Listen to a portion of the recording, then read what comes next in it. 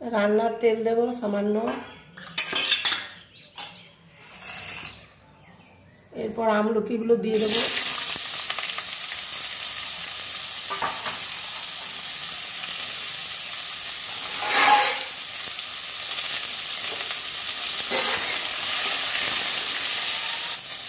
ভুলে গেছিলাম, সর্ষে ফোড়ন দিলাম।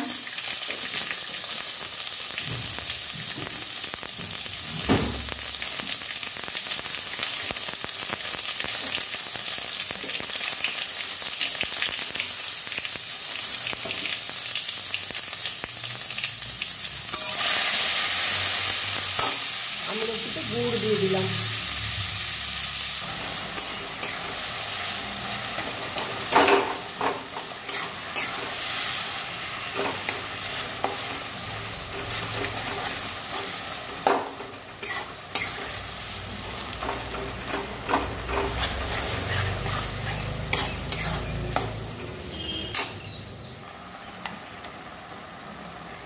সামান্য লবণ দেব,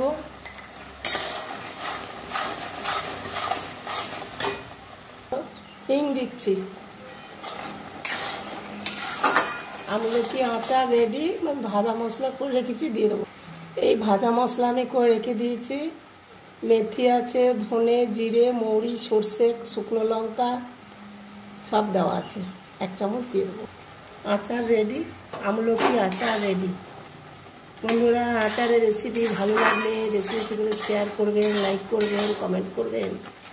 ঠিক আছে বন্ধুরা, ভাজা মশলা দিয়ে দিচ্ছি। এখন আমি এইভাবে রেখে দেবো, ঠান্ডা হয়ে গেলে বয়ামে ভরবো। ঠিক আছে।